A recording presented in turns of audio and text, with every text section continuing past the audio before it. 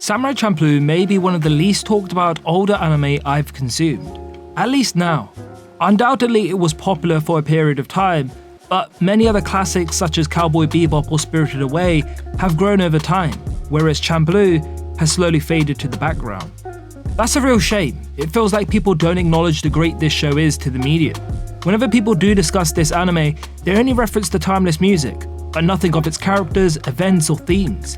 Champloo is a true classic that deserves more credit than it gets.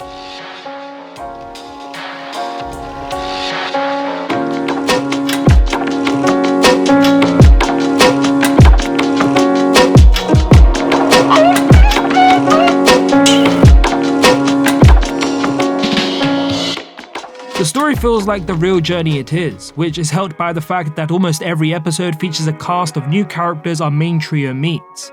The tone of these can drastically differ, bringing individuality to each area and the people within it. One moment we're in an area where a funny baseball match is unfolding, meeting a man ostracized by his community, a blind assassin working to get her son back, a fight breaking out into a high sequence as the marijuana is lit around them, an English professor teaching Mugen how to read, and of course, the many other incredible encounters. The story feels fresh and unique. It's always entertaining and something new on this journey is at every corner, whether that's comedic or a very serious emotional moment. Of course, all of this is explored through the main three, and they all interlink brilliantly since they're contrasting personalities, meaning plenty of conflict, but room to learn from one another. My favourite, just like many other, is Mugen. And simply put, he is a character that still does not get enough love. He deserves more from the wider anime community. He doesn't have crazy out there powers or daunting concepts, except he does have very real human emotions and reactions. At the beginning of Champloo, he feels like the typical poetical character, a selfish, rough-edged ladies' man that refuses to follow the rules. Despite that, he does show flickers of having a heart and a sense of responsibility, evident in his efforts to honour an agreement that he could easily back out of. Sure, there have been attempts throughout the show where the group breaks up, but they always end up back together. The dynamic he plays with Fuu and Jin grows each side of his character, as he becomes less selfish each day he spends with them. Plus, his sense of duty also grows, a factor many overlook as he is always boxed in as the rough, undisciplined Mugen. This exploration of his character is further explored in the masterclass of a two-parter, Misguided Miscreants. Here we find out about Mugen's past on Ryukyu Island, the place he talked about in the opening episode. It happens to be the home to criminals who are left behind, and he was born there. As a result, he was never really given a chance in the world, left with no choice but to fight for everything and cover his back from those who would like to take advantage. This adds meaning to the rough, untrusting and selfish demeanor we see in the beginning, as that would believably become characteristics of someone raised on an island of criminals. The opening scene of Mugen's near-death sequence is also so beautifully composed, with the rawness of the vocals captivating the mind to see the pain of his past. His life flashes before his eyes, the brutality of Mugen, what he's been through, what they've all been through, and his bond with Koza is fleshed out in just moments of beautiful storyboarding. This is the life he is running from, and it's extremely sad. Nevertheless, it's the twist of the episode that left me emotionally shocked, that I was one-to-one with Mugen, fully invested in his quest to right this wrong. Koza was one of Mugen's closest friends, and we, the audience, sympathize with her as we hear about the terrible circumstances she had to live through. But to then learn she's the one who tricks Mugen felt so personal. The culmination of everything in this two-parter leads to a final showdown where he dispatches the fodder with ease and delivers the most crushing blow to his former childhood friend. Koza always hated being alone, and now she has to live like that, knowing Mugen will forever see her as a traitor. With that, him confronting his past, after running away from it for so long, he is finally able to move on from it.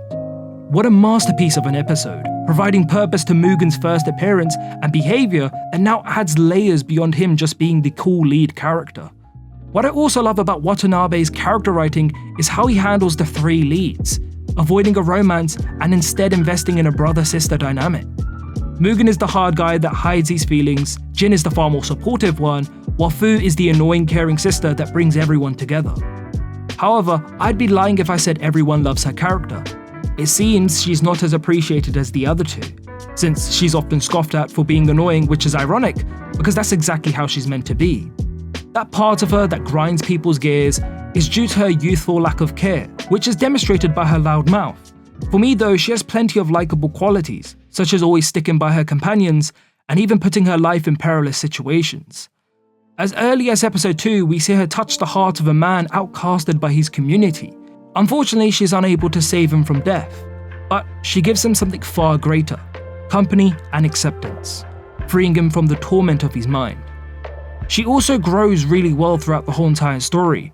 From the beginning, she was afraid of being left alone and struggled to move on from what she perceived as the misdoings of her father.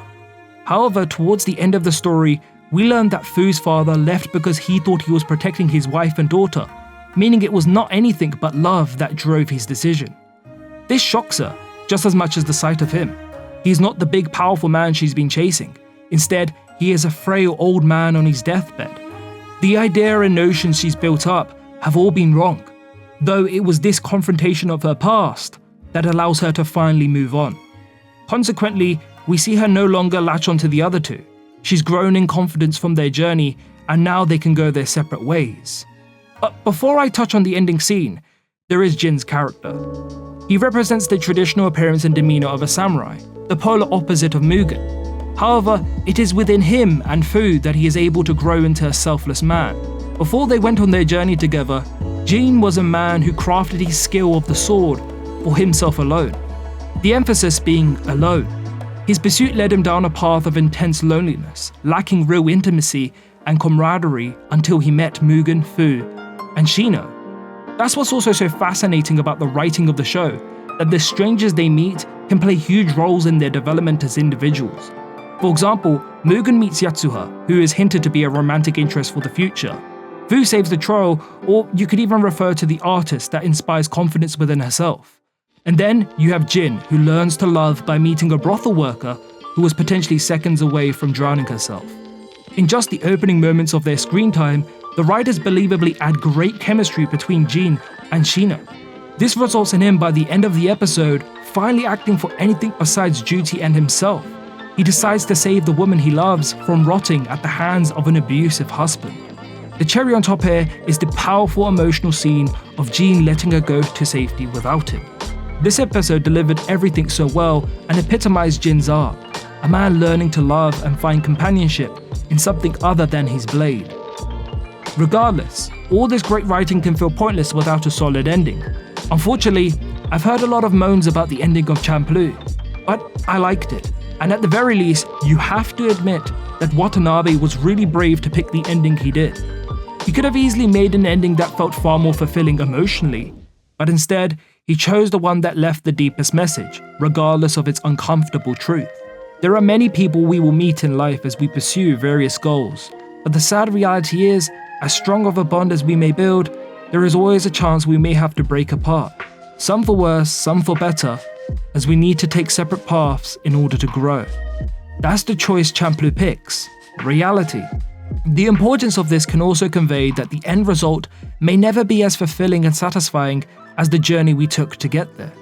However, before I wrap up, I've just noticed, for all my admiration of Champloo, I've not really discussed the iconic soundtrack that has become so culturally significant.